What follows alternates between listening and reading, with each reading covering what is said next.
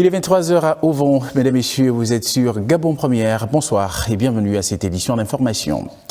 Ce matin, les ministres de la fonction publique et de l'économie numérique ont fait le point au vice-président du gouvernement sur le fonctionnement actuel du fichier unique de référence, avec en perspective la migration vers un système intégré de gestion des ressources humaines. Ray Moussaou, Peter Manfumbi et Francis Ifunda.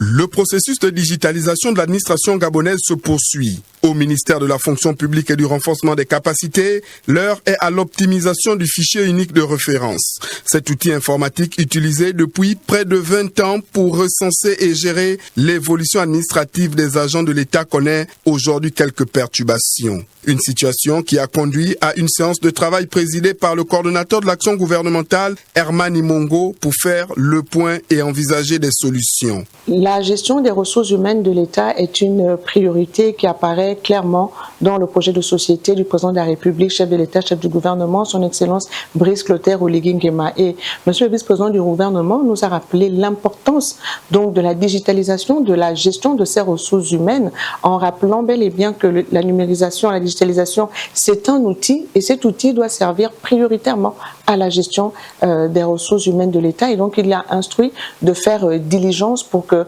toutes les difficultés soient levées. Un tour de table consacré aux difficultés rencontrées par le fichier unique de référence, mais aussi aux perspectives d'évolution de cet outil. En ligne de mire, les prémices de la migration vers un système intégré de gestion des ressources humaines avec pour objectif une meilleure prise en compte des situations des agents publics de l'État. Cette application a un certain âge, elle a été mise en place par la NINF et donc aujourd'hui il est question de voir comment on peut l'optimiser parce que nous rencontrons quelques difficultés, notamment pour ce qui concerne certains actes comme la codification. En réalité, nous sommes en train de migrer vers le système intégré de gestion des ressources humaines de l'État, le SIGRH. Donc, on a fait aussi le point avec mon collègue ministre de l'économie numérique sur cette digitalisation de la gestion des ressources humaines de l'État. Au-delà du simple outil informatique, c'est donc toute la gestion des ressources humaines de l'État qui se trouve au cœur de cette transformation numérique. Et puis, s'agissant du conflit frontalier entre la Guinée équatoriale et le Gabon, le ministre des Affaires étrangères a reçu des mains du président de la Cour constitutionnelle l'accord d'engagement conjoint en Libreville et Malabo destiné à mettre en œuvre l'arrêt de la Cour internationale de justice du 19 mai 2025. Doris Konsgolo. Salle et jeune à Mogo, au pavillon des anciens présidents de la Cour constitutionnelle. L'instant est solennel. Le ministre des Affaires étrangères et de la coopération chargé de l'intégration et de la diaspora est reçu en audience par le président de la Cour constitutionnelle, Dieudonné Abaono, également président de la commission nationale chargée du différend frontalier entre le Gabon et la Guinée équatoriale. Une audience qui se tient en présence du secrétaire permanent de la commission, Télésphore Rondo, conseiller spécial du président de la République. Au cœur de la rencontre, la transmission officielle de l'accord d'engagement conjoint entre le Gabon et la Guinée équatoriale relatif à la mise en œuvre de l'arrêt rendu par la Cour internationale de justice le 19 mai 2025. Nous ne cédons rien, ni notre frontière maritime, ni notre frontière terrestre. Cet engagement, c'est une espèce de lieu de concertation. Un accord à forte portée juridique et diplomatique qui doit désormais être transmis au président de la République, chef de l'État, pour les suites constitutionnelles requises, notamment sa signature. Cet engagement, c'est une espèce de lieu de concertation entre les deux pays. C'est une concertation donc pour mettre en place ou mettre en œuvre de manière progressive et concertée l'arrêt de la Cour internationale de justice. Et cette concertation également se fait sous l'égide du droit international. Une nouvelle étape dans le règlement du différend frontalier entre Libreville et Malabo. Les deux États réaffirment leur volonté de privilégier le dialogue, la voie diplomatique et le règlement pacifique du contentieux, sous l'égide de l'Union africaine.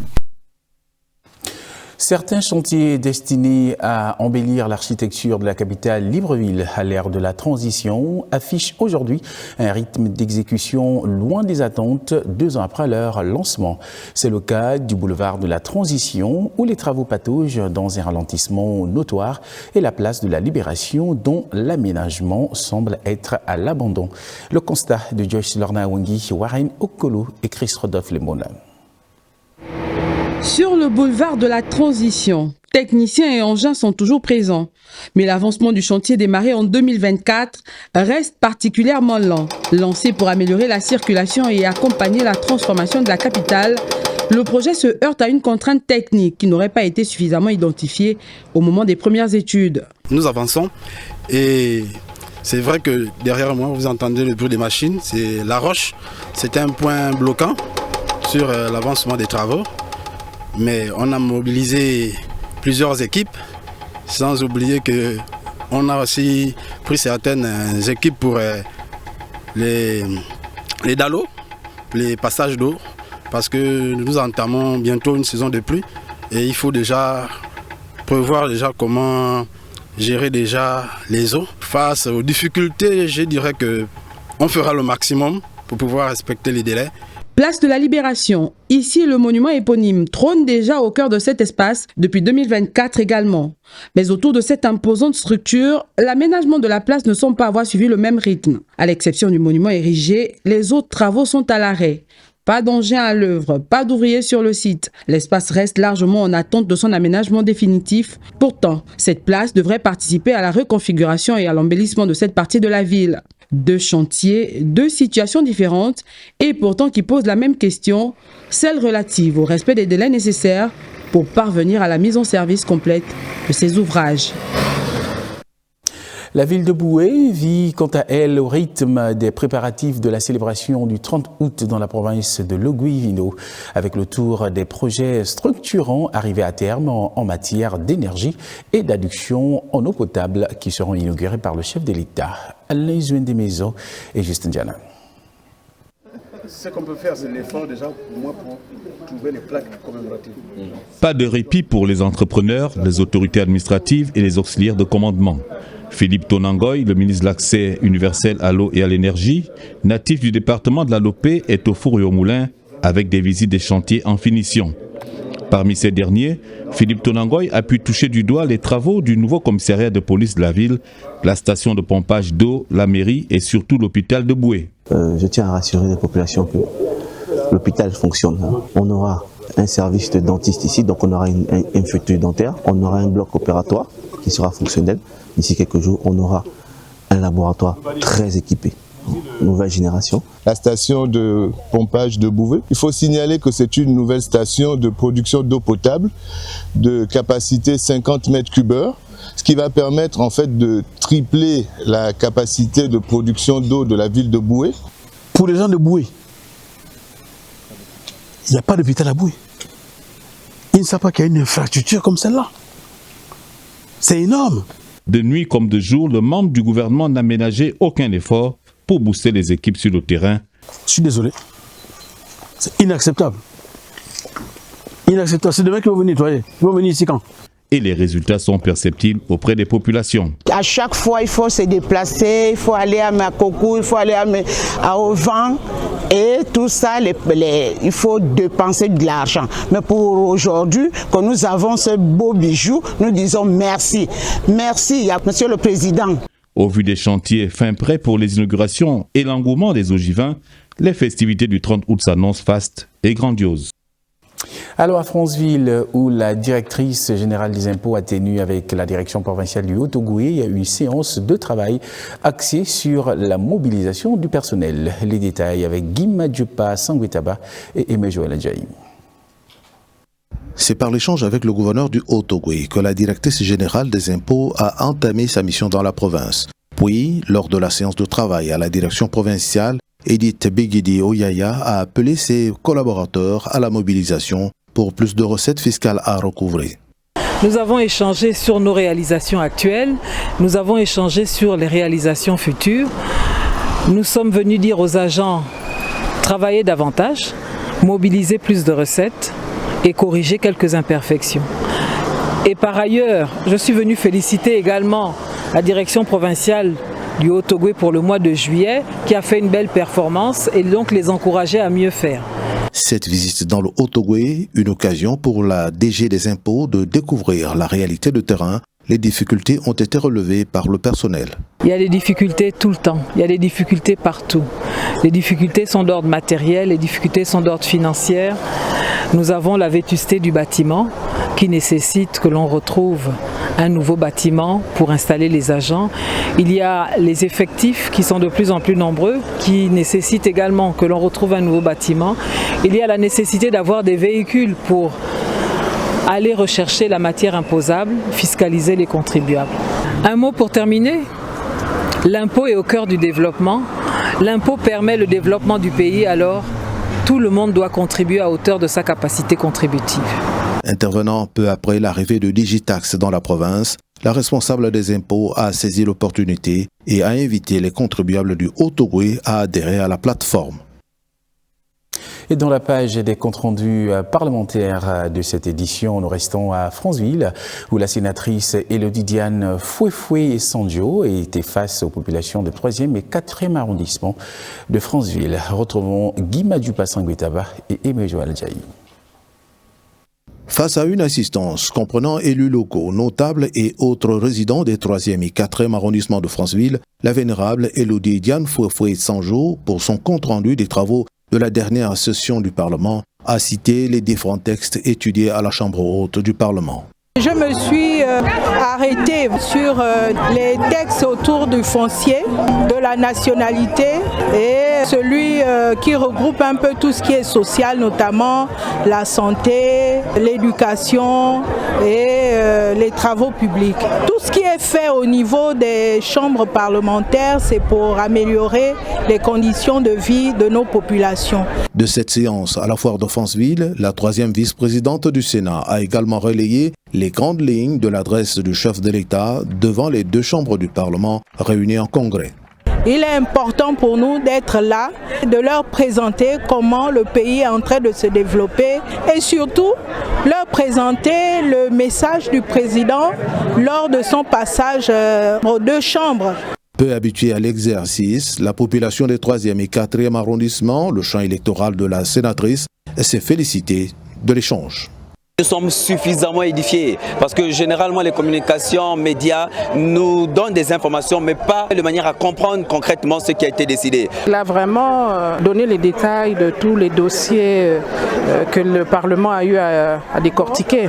C'était très important qu'elle vienne nous faire l'économie des travaux qui se déroulent du côté du Sénat. Content de savoir que les aspirations du peuple sont réellement prises en compte et par nos élus.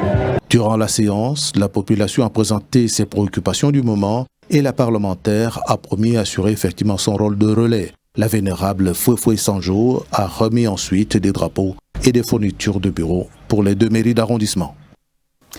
Et puis à Koulamoutou, l'honorable Blaise Louembe a expliqué aux populations les incidences des lois adoptées sur leur quotidien. Patrick Dilongo. Le CDI Paul Kouya de Koulamoutou a refusé du monde à l'occasion du compte-rendu parlementaire de l'honorable Blaise Louembe, député du 1er arrondissement de la commune de Koulamoutou. En présence des élus locaux, des responsables administratifs et religieux et de toutes les franges de la population, l'honorable Blaise Louembe a, durant 2 heures d'horloge, expliqué les lois votées à l'Assemblée nationale durant cette première session parlementaire. Au cours de cette première session, on a eu 34 textes qui sont arrivés. Mais nous n'avons pu examiner que 23. En prenant ce texte qui porte sur le code de la nationalité, on a bien voulu distinguer ce qu'on appelle Gabonais d'origine, Gabonais d'adoption et tout ce qui peut acquérir la nationalité gabonaise. Le deuxième texte porte sur la propriété foncière. Aujourd'hui, le plus grand problème du pays dans les tribunaux, c'est le problème des titres fonciers. Du code de la nationalité au texte sur l'archivage électronique, en passant par le régime de la propriété foncière, des textes sur la santé, la loi sur la réforme de la HAC et de la régularisation des réseaux sociaux. Bref, l'honorable Blaise Louembe a fait preuve de pédagogie pour faire passer le message. Le message est passé, le choc que j'ai voulu leur faire est passé. poussés, ça les a réveillés, ça les a bousculés. Maintenant, les gens vont être attentifs, plus regardants sur ce qu'ils font. Les populations ont interpellé leurs députés sur l'application concrète de ces textes dans un climat franc et républicain. Une démarche de transparence saluée par les populations de Koulamoutou. Revenons à présent sur la première édition de la Kermesse des sourires à Bongoville pour promouvoir le vivre ensemble dans le département de Djouri-Anili par le commissaire politique UDB. L'événement s'est tenu du 21 au 23 août. Jean-Romane Loubalouba et Francis Lembonda. À la place des fêtes de Bongoville, les participants venus de tous les coins du département de Djouri-Anili se sont joints à Jenny Obagimpiga, commissaire politique de l'Union démocratique des bâtisseurs, initiatrice de cette kermesse des sourires et des traditions pour des activités ludiques. La journée a débuté par une messe de bénédiction divine en présence du maire de la commune de Bongoville. Je félicite chaleureusement l'initiatrice de cette belle action. À nos enfants, je souhaite de merveilleux moments de découverte, d'apprentissage et de bonheur. Que ces journées soient placées sous le signe de la convivialité, du vivre ensemble et du sourire.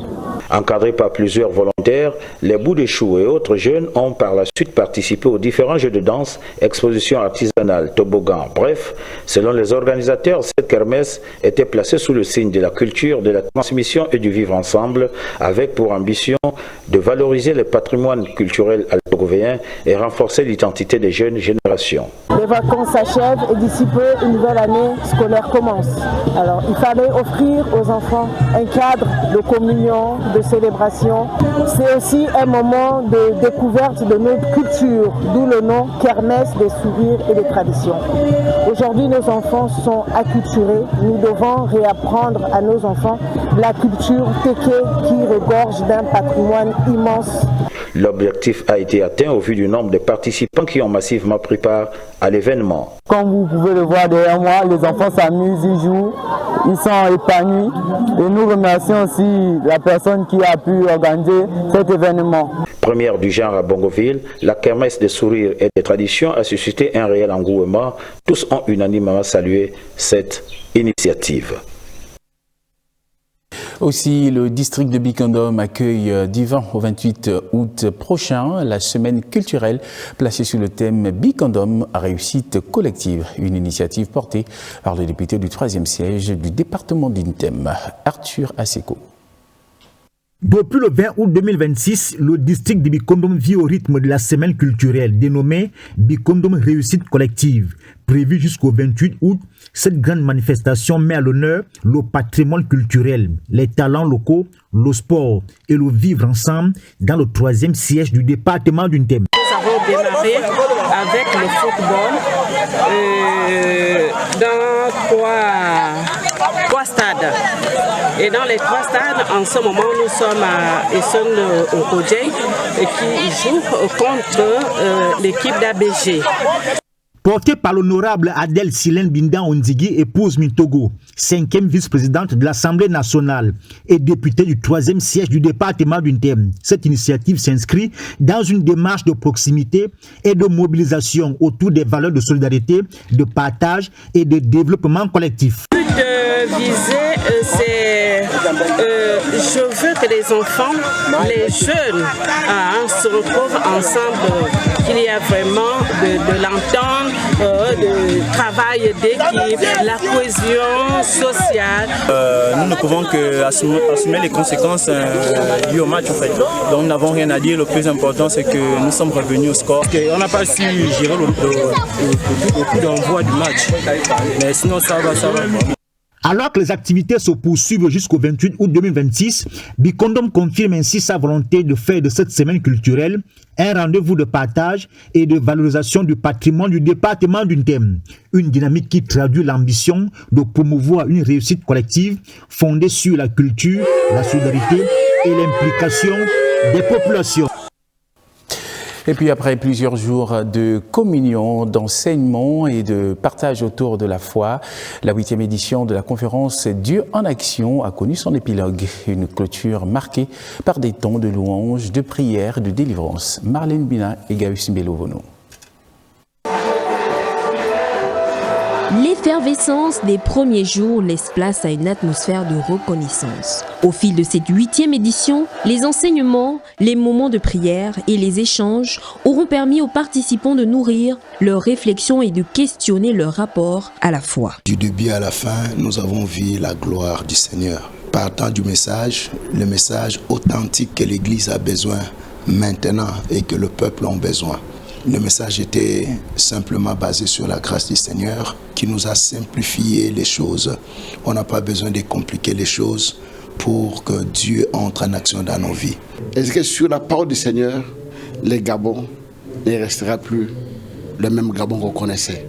Dieu bénira les églises, Dieu bénira les autorités, Dieu bénira les peuples gabonais et quelque chose de merveille naîtra dans ce pays. La conférence aura également été un espace de rencontre et de partage, permettant à ces derniers de renforcer les liens autour d'une même conviction. Le message porté durant cette édition invite chacun à ne pas laisser les enseignements reçus entre les murs de l'Église, mais à les faire vivre dans leur quotidien. La vie de l'homme est faite des principes. Si vous n'aurez pas les principes, vous ne gardez pas les principes, vous ne pouvez pas réussir. J'ai parlé, c'est le premier principe de la reconnaissance. Beaucoup de gens sont ingrats, malgré les biens qu'on leur a fait, ils sont incapables de reconnaître les biens qu'ils ont fait.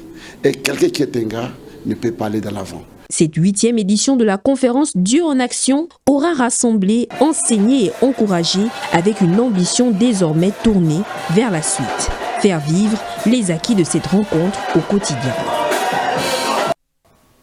Voilà, ici s'achève cette édition d'information. Merci de nous avoir suivis. Je vous souhaite de passer une excellente nuit accompagnée de nos programmes. Bonsoir et à demain.